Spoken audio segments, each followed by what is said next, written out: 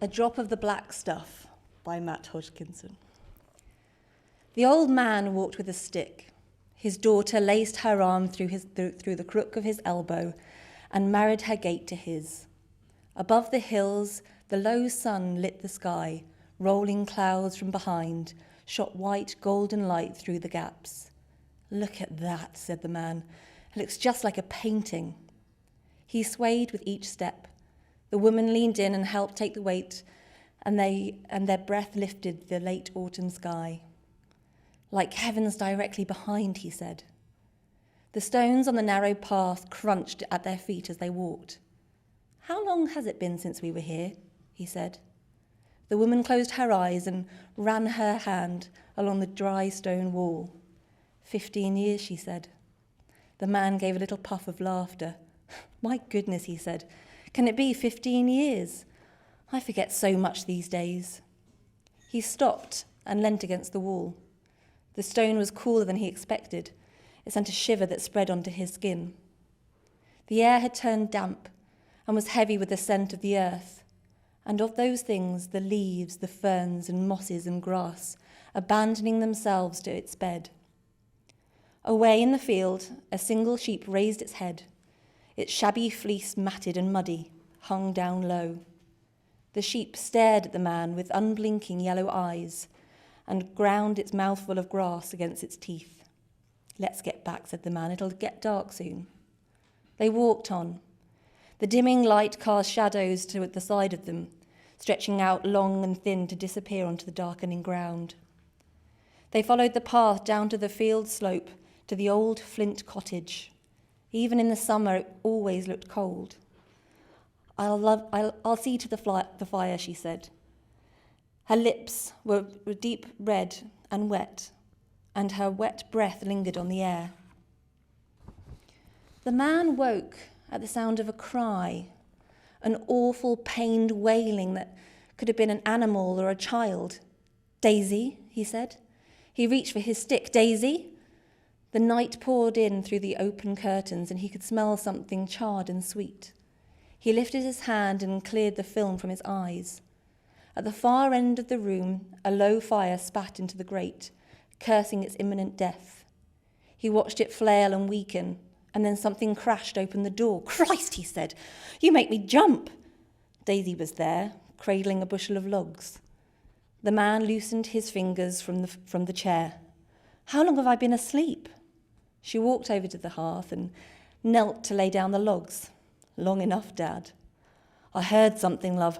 A terrible cry. Didn't you hear it?" "No, Dad," said Daisy. "I didn't hear it." "Oh." The man rubbed the skin at the back of his neck and flinched at the movement. "Oh, I must have been dreaming," he said. Daisy got to her feet and dusted her hands on her legs. "Dinner's ready, Dad," she said. They ate to the sound of their own cutlery and the sound of the fire and the wind. "Did you not hear that cry?" said the man. "No, Dad," said Daisy. "You asked me that."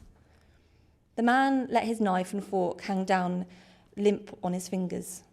"I'm sorry, dear," he said. "These days my brain is a sieve." He reached across the table. "Never get old, Daisy," he said. Daisy took back her hand and dropped her eyes to the floor. "Never get old like me," he said.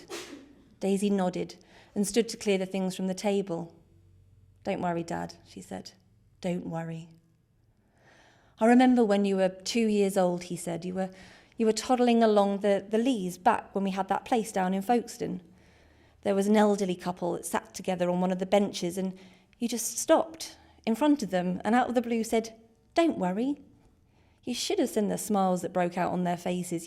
You lit them up, Daisy, you lit them up." He drummed his fingers on the palm of his hand. You always did know how to make people feel better." He looked up from his hands to see her. Her black hair fell past her shoulder blades, past her breasts and down almost to the small of her back. "You've always been such a good girl." She brought back a pack of cards and a candle to the table. The man watched her fingers as she dealt. The nails were still bitten and the crescents lined with tracks of new skin. She dealt her last card face up.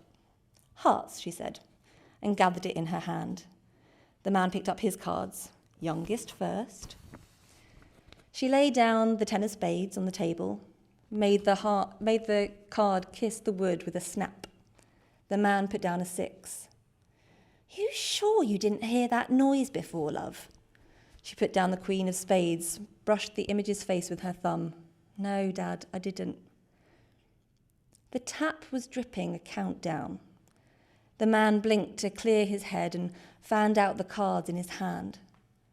I can't seem to...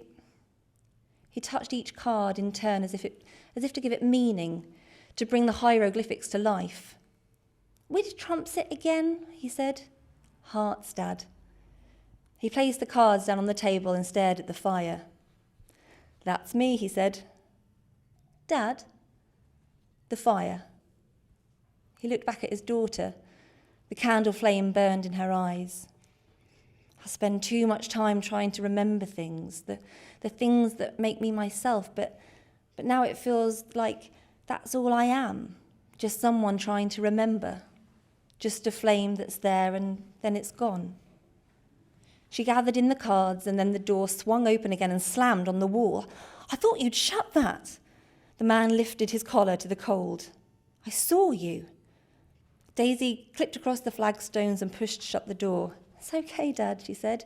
It's just the latch. He felt the darkness fill the cottage. There's no one there. She crossed to the hearth, took a log from the pile and let it fall into the grate. Time for a drink, she said. She walked away and he lost himself again to the fire. Watched fireflies, sparks burst into life, float onto the flames and then ascend. Daisy came back to the table with a bottle of whiskey, half a pint glass and a spoon. She spun the top and poured a measure, and then tilted the glass to the light. The Guinness name was all but faded, a ghost sign on brick. The man looked from her fingers to her eyes. Shame you never settled down, he said. The tap dripped water in pairs on the sink, beating like hooves or a heart. Would have been lovely to have been a granddad. She took a sip of whiskey and shook her head. Don't, Dad, she said. She met his eyes and he felt the edge on her words. She downed the drink and sat with her head tilted back and he stared at the crook of her throat. There's that noise again, he said. What noise? Don't you hear it? There's nothing there. I know I get muddled, but I heard it, I swear. Her eyes were still sharp. Did you lock the door? He said. She picked up the bottle and filled the glass. There's nothing out there to worry about, Dad. There is, like something is dying. I don't hear it, Dad. She moved to a pocket in her jumper, pulled out a small polythene bag and poured out its pills. She drew them towards her on the tabletop and looked up at the man. He saw the sharpness on her face fall away. He watched her twist the capsules one by one, let the powder fall through the air into the glass, the tap beating time as she worked. He followed her skillful fingers, mesmerised. And then she picked up the spoon and stirred at the mixture, and the chime on the glass broke the spell. Love, what are you doing? He said. It's for you, Dad. What do you mean? You asked me to help you. Help me what? She pushed the hair back from her face. I didn't want to listen at first, she said, but you convinced me. Of what? That it was the right thing to do. She twisted the glass and the liquid seemed to gather in the light from the fire and the candle and send it back like a jewel.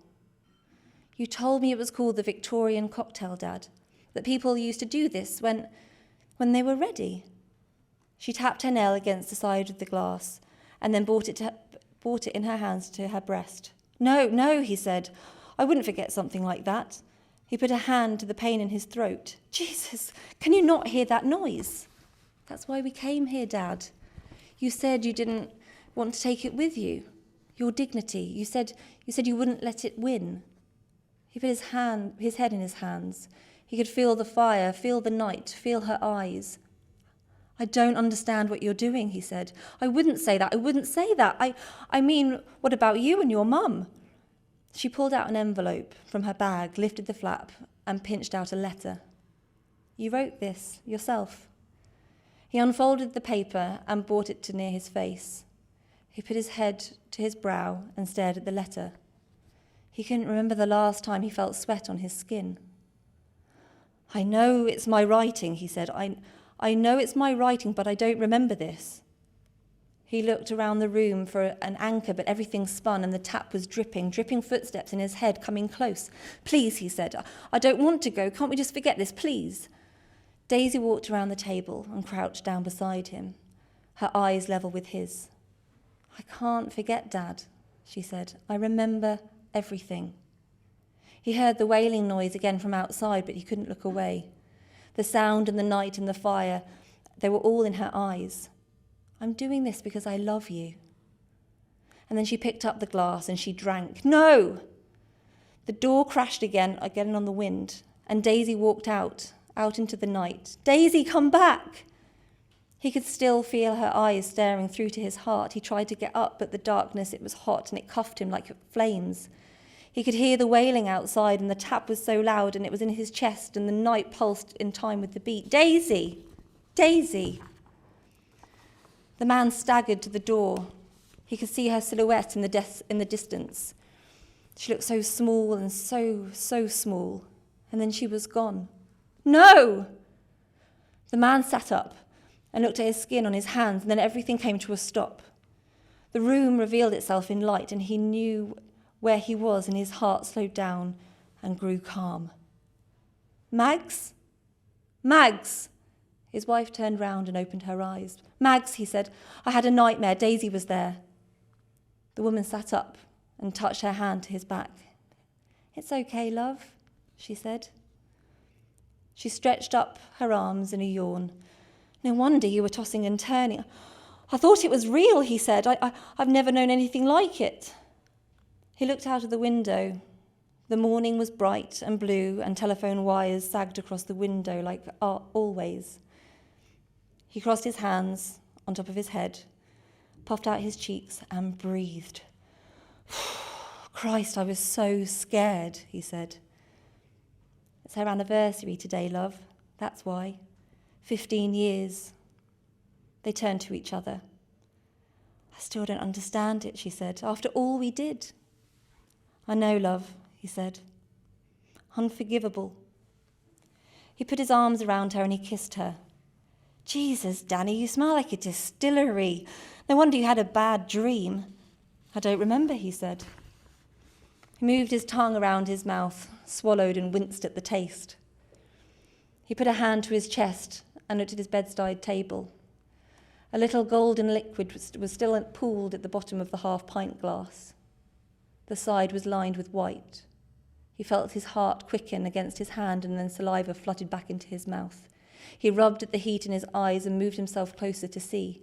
The tiny powder specks ran up the side of the glass through faded letters that he could still just read.